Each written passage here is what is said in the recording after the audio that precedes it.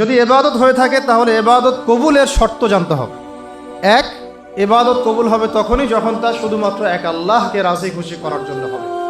তার মানে দিন প্রতিষ্ঠা করব আমরা কাকে রাজি খুশি করার জন্যে? আল্লাহকে। এমন নয় যে আমি ক্ষমতা চাই, আমি ক্ষমতায় যেতে চাই, এটাই আমার উদ্দেশ্য, কোশ্চিনকালেও নয়। ক্ষমতায় আমি যাই বা এক্স যাক বা ওয়াই যাক বা জেড যাক, আমরা চাই আল্লাহর জমিনে আল্লাহর দিন কায়েম। ঠিক আছে কথা? ওকে। সেকেন্ড কথা হচ্ছে যে দিন কায়েম যদি ইবাদত হয় তাহলে দ্বিতীয় বিষয় হচ্ছে এই ইবাদতটা তখনই কবুল হবে যখন তা নবী মুহাম্মদ সাল্লাল্লাহু আলাইহি ওয়াসাল্লামের সুন্নাহ মোতাবেক হবে।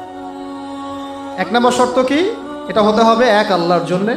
দুই নম্বর শর্ত, এটা হতে হবে নবী সাল্লাল্লাহু আলাইহি ওয়াসাল্লামের সুন্নাহ তরিকা মোতাবেক। অন্য কোনো তরিকায়, অন্য কোনো পথ পদ্ধতিতে এটা প্রতিষ্ঠাও করা যাবে না, আর করতে গেলেও সেটা ইবাদত বলে গণ্য হবে না।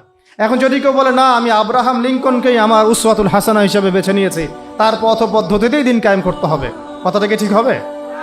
আমি কার্ল মার্কসকেই বেছে নিয়েছি, মার্কসীয় পদ্ধতিতেই হবে, কথাটা কি ঠিক হবে?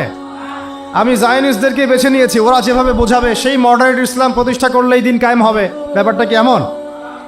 আমি লেনিনকে বেছে নিয়েছি, স্টেলিনকে বেছে নিয়েছি, আমি মাও সেতুংকে বেছে নিয়েছি, ইত্যাদি ইত্যাদি।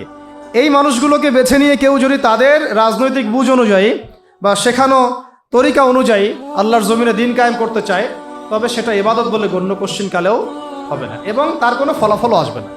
কারণ যেহেতু সেটা নবীর তরিকায় হয় নাই, ফলাফল আসার কোনো প্রশ্নই ওঠে না। কথা বোঝা গেছে?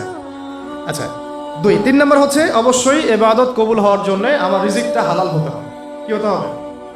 কোনো হারামখোরদেরকে দিয়ে আল্লাহর জমিনে দিন কায়েম হবে না।